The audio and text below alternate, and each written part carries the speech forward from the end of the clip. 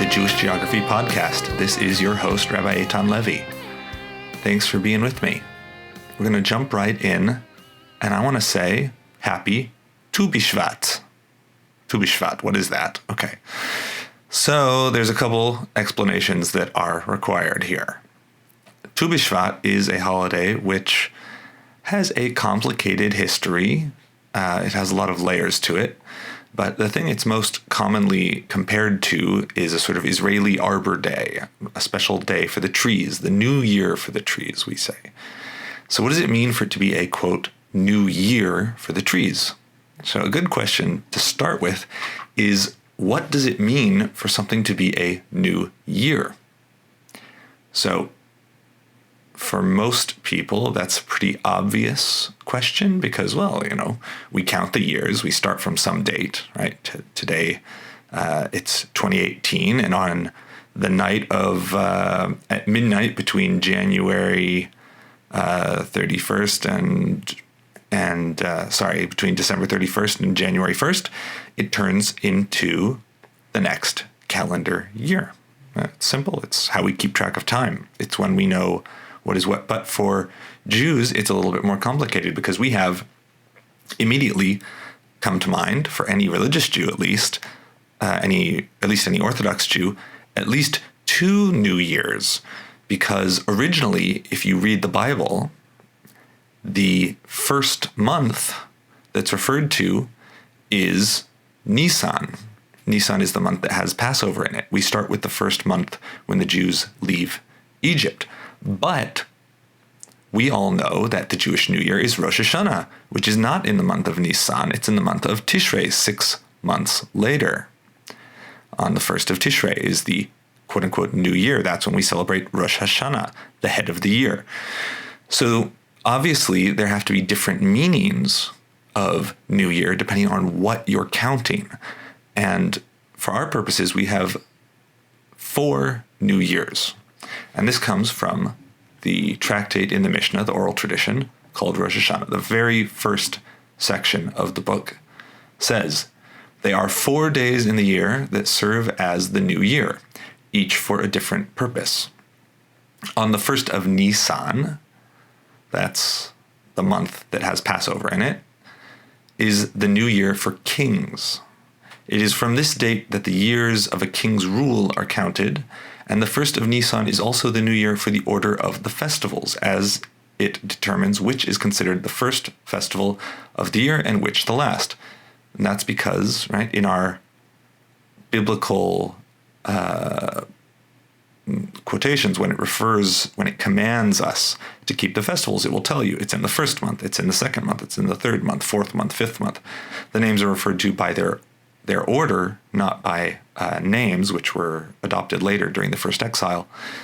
And they count from Nisan as the first month because that's the new year for festivals.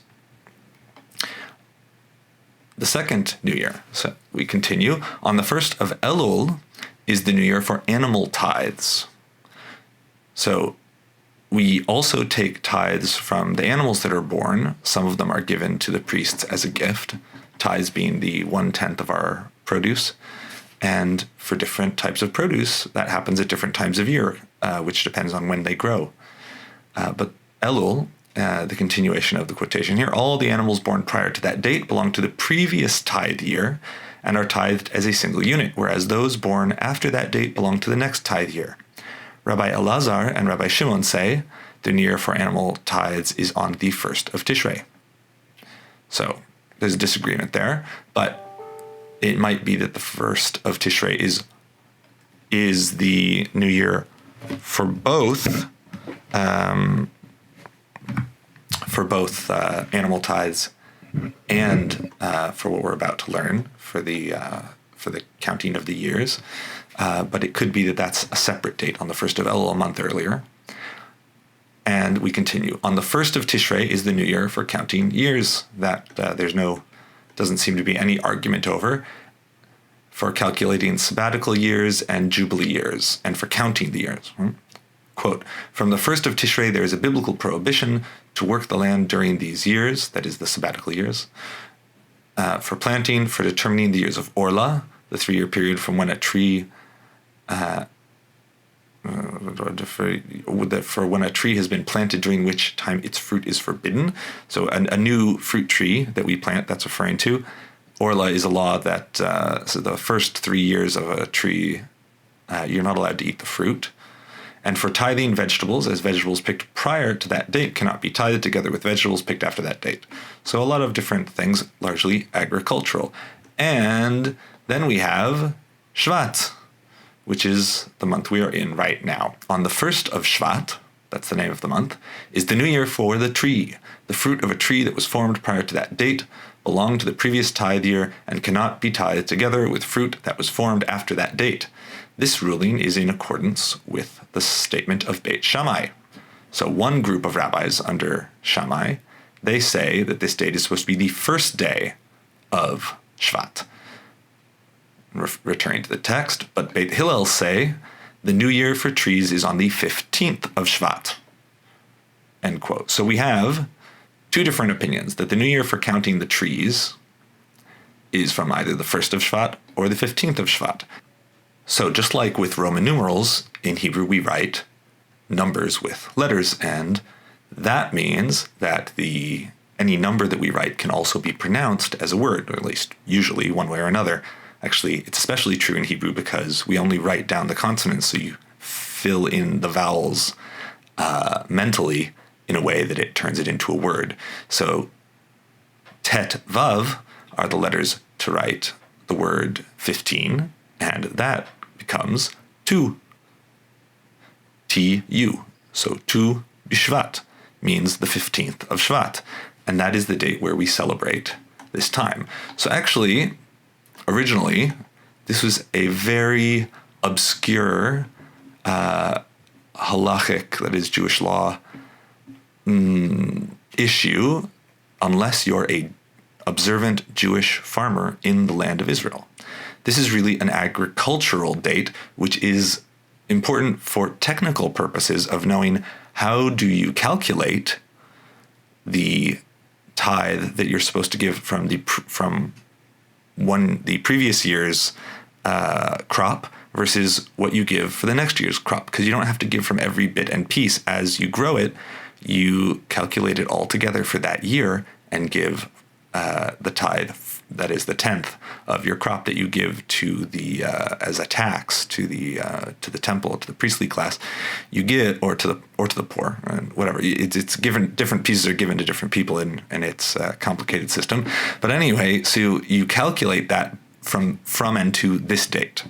Similarly to how you might think in the United States, you have a certain date where taxes are due. So maybe things are calculated to and from that, or you have certain things, different times of year where you calculate different things.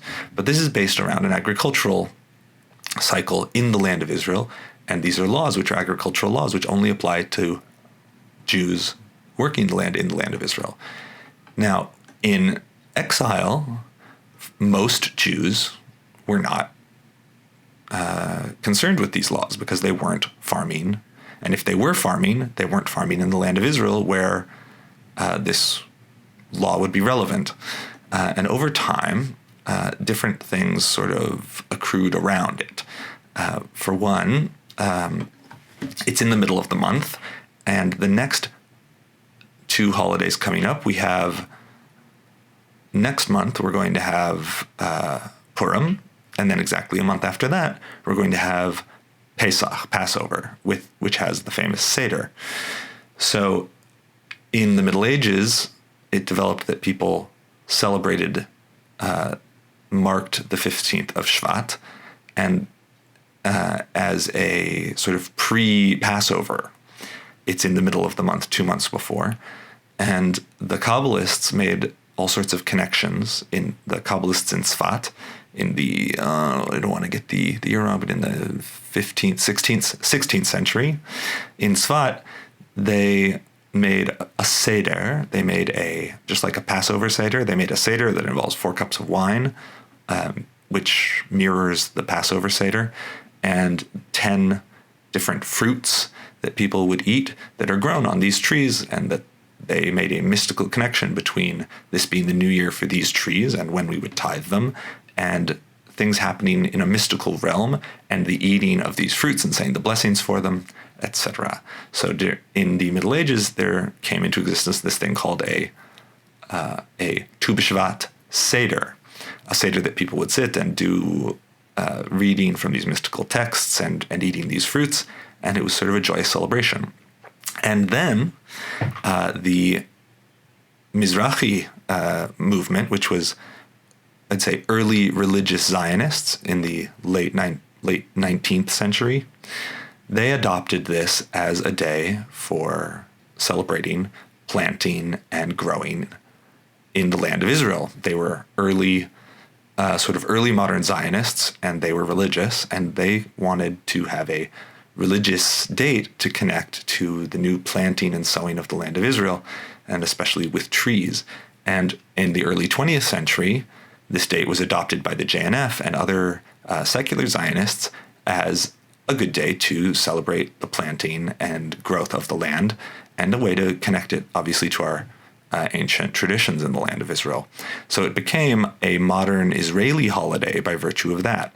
And every year, about 1 million new trees are planted in the land of Israel on Tu BiShvat. School kids from all over the country go out, and it's become a sort of a national holiday, but it's still connected, at least loosely, to planting and trees in the land of Israel.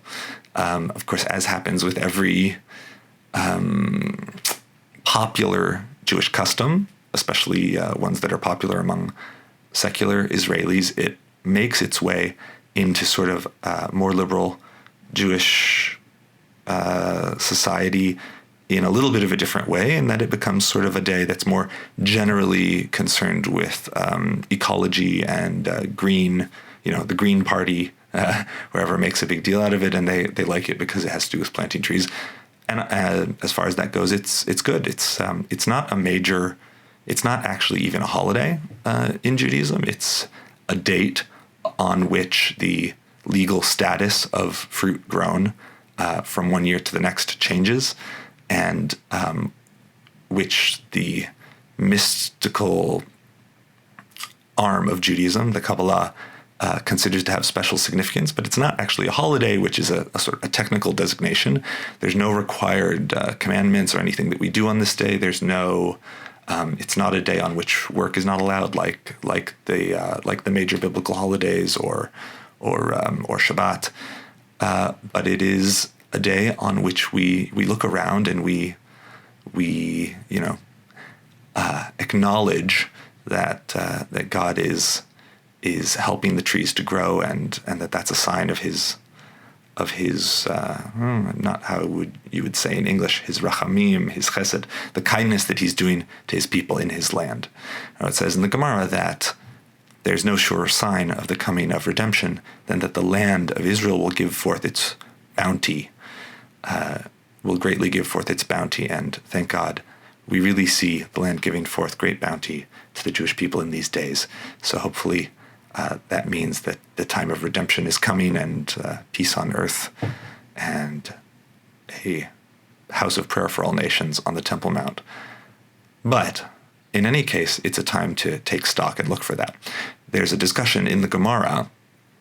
So not everybody understands the Mishnah in the Gemara. So the Mishnah was written after the destruction of the temple. The rabbis were afraid that the oral tradition, the teachings about how to understand the Bible and the laws and everything, because it's not entirely clear if you just read it in the Bible, and you'll have as many religions as you have people reading it, which we see in places where people have rejected the oral tradition. But the oral tradition, they were afraid it would get lost because so many of the rabbis were killed by the Romans. So they wrote down a sort of a Cliff's Notes version of the oral law called the Mishnah, which was finished around 200 CE, 200 in the Common Era. And they really just wrote down a basic minimum because in principle you weren't supposed to write down the oral law. It was supposed to remain oral, but they were afraid it would get lost, so they wrote down just the bare minimum. And we see that they were right to fear that the oral tradition would be forgotten, because just a couple generations later, we have the rabbis of those generations arguing about what they meant when they wrote the Mishnah, and so they discuss it, and they discuss it at length. And that commentary on the Mishnah is the Gemara, and the two bound together in a single volume with the Mishnah and the Gemara, which is a commentary on it, is called the Talmud. And over time we added later medieval commentaries as well to become the volume that you'll see the Talmud today, which includes at least Rashi and Tosfot, which are some medieval commentators from the area from France in the Middle Ages, along with a few. Sometimes, depending on different versions, you'll have different commentaries around the edges, around the margins, but at least those two. And that makes up the familiar page of the Talmud that we have today. Anyway, so in the Gemara, they go on to discuss what it means that it's the 15th of Shvat is the new year for the trees. Okay, so we know what it means. It means that anything that comes from the tree before that counts for the last year, and anything that comes after that counts for the next year. We hold by the house of Hillel in almost every case, except where we don't. But this is one of the majority of cases where we do hold by what Hillel says, not as opposed to Shammai. And so we hold that it's the 15th, Tu BiShvat.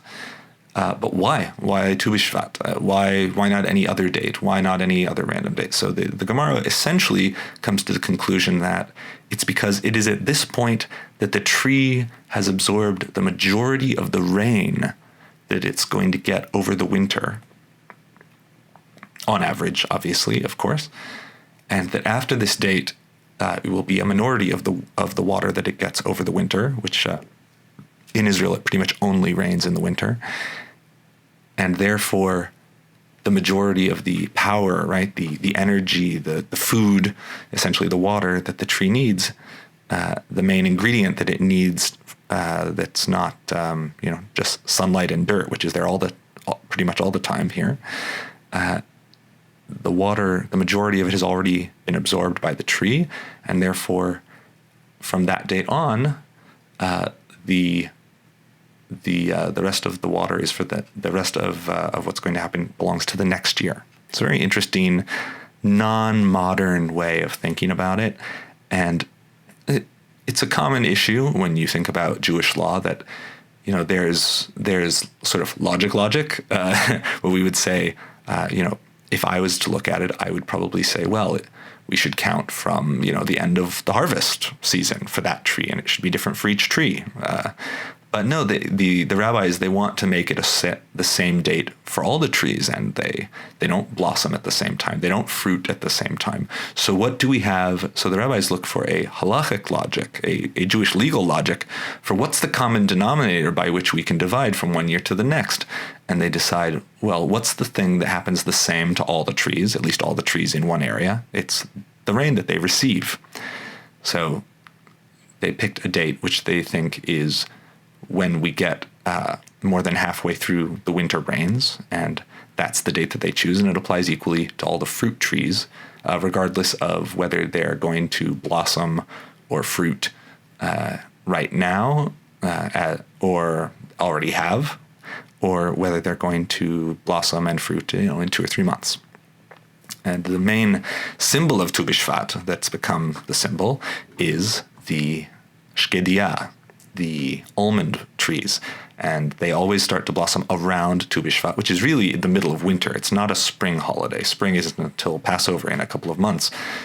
But here in the middle of winter, that's when we get the rain, and when trees start to come back to life, because it's usually not below freezing here, so things start to blossom.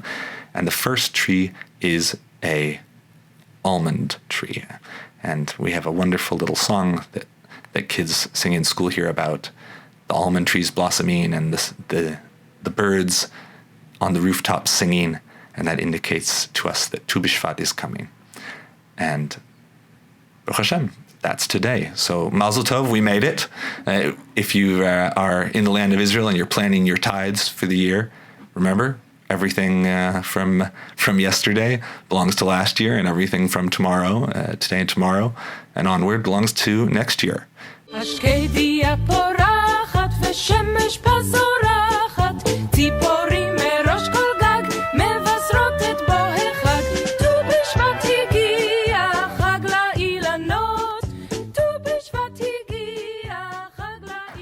Another thing I want to talk about is a Facebook post I made the other day. I'd been feeling a little bit negative lately, and I think if you listen to my last podcast, or you go back to the last podcast in this feed, I was very negative.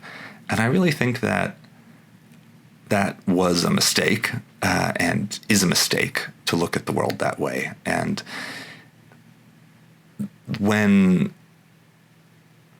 how should I put it? There's a problem that smart people or people of high status, you want to be cool. Basically, I've always felt that being cool is essentially a problem, because it's basically deciding that detachment and a lack of excitement or caring or positivity, an era of detached cynicism, is really, that's what indicates a person of, an intelligent person, a person of good background, a person who, can control themselves, right? But really, it's the opposite of what we want, which is that we want to encourage people to feel. We want to encourage people to judge favorably whenever possible. We even have a law in Judaism called Ledun L'Kaf Zchut, which is to judge others favorably. And the truth is, life presents us with, on the one hand, all sorts of ambiguous signals all the time. People say something to us, and it's not always clear whether they mean it in a good way or a bad way. In fact, I would say perhaps even the majority of our interactions over the course of an average day are ambiguous in this way. And really, it's up to us to decide how we're going to interpret them. And usually whether we tend to look at them one way or another is not a rational decision. It's an issue of mood.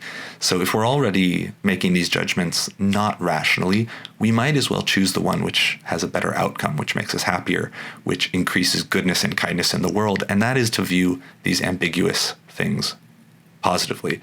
But another issue that I noticed recently is that it's not just that we interpret ambiguous signals negatively.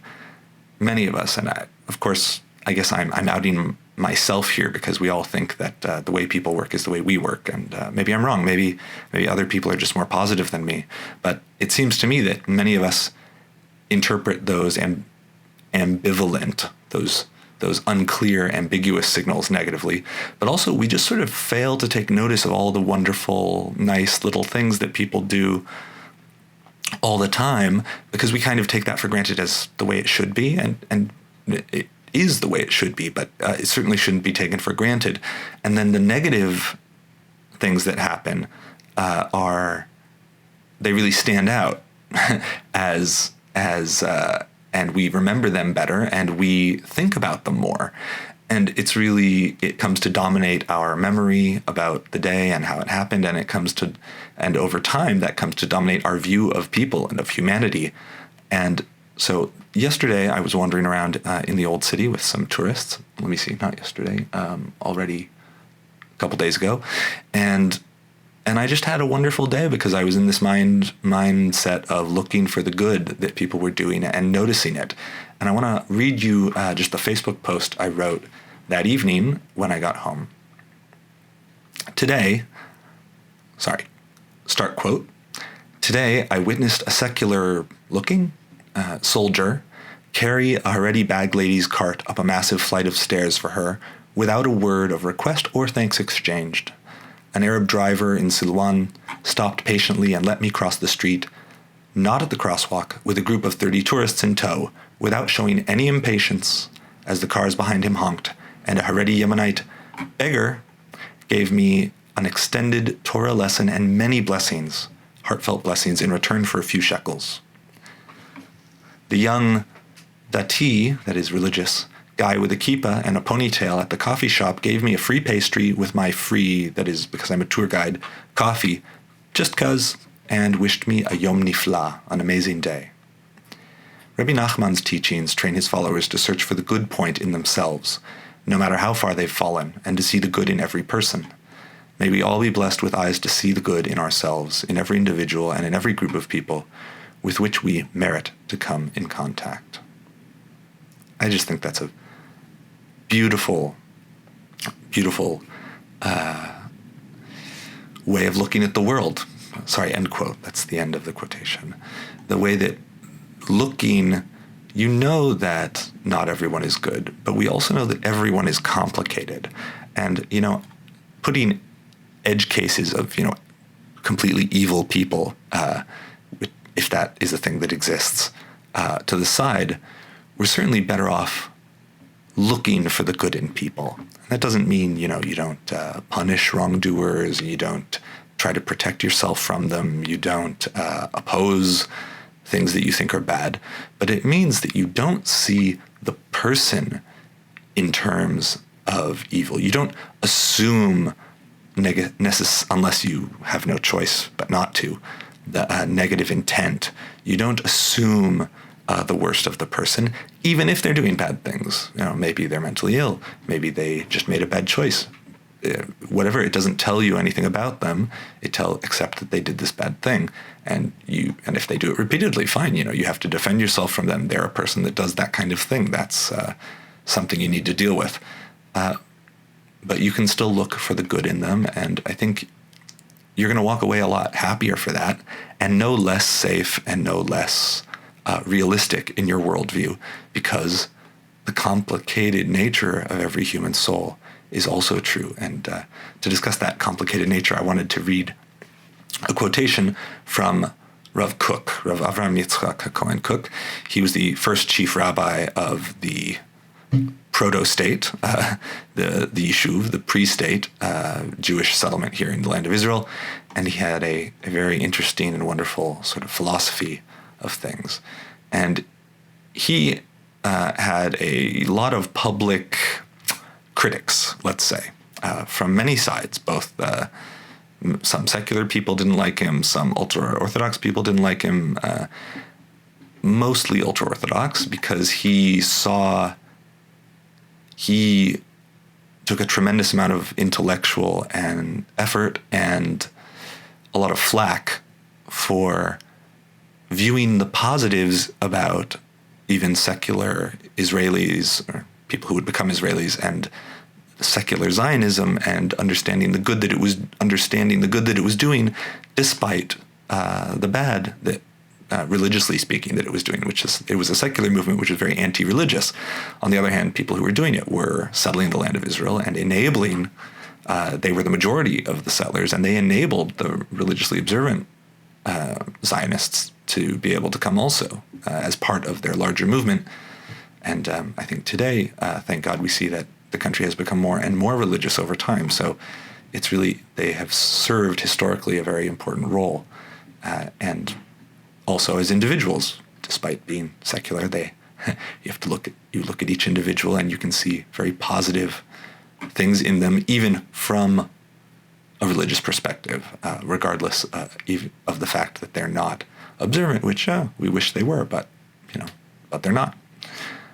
So here's a quotation from Rav Kook in response to a public letter that was published about him. Quote, "The man who said of me that my soul is torn spoke well. It's impossible to picture a man without a torn soul. Only an inanimate object is complete. But man has opposing aspirations, and an internal battle is always raging within him, and the entire purpose of man is to unify what is torn in his soul by an all-encompassing idea that through its soaring greatness everything is included in a universal harmony." May we all be blessed, you, my readers, listeners, to be able to unify the raging contradictions within yourself. And please bless me for the same in return, that we should all be able to unify our own contradictions into a fully realized, fully authentic self in the service of the divine and the realization of that divine vision in this world. So happy Tu BiShvat, and may we all merit through this work on ourselves to see the redemption speedily in our days. מי שאמר עליי שנשמתי קרועה, יפה אמר. בוודאי, בוודאי, בוודאי, בוודאי, שהיא קרועה. רק הדומם שלם, רק הדומם שלם, רק הדומם שלם. And that's all for the Jewish Geography podcast. If you liked it, please go subscribe. It's you can find it anywhere where you find podcasts, the iTunes, or what do you call it, Apple Podcasts app, or iTunes, or any other podcast medium. Just search for Jewish Geography and you'll find it. If you want to read the show notes and find the links to various things that I talked about during the show, go to jewishgeographypodcast.com. It's all one word, no spaces, no dashes, nothing. jewishgeographypodcast.com.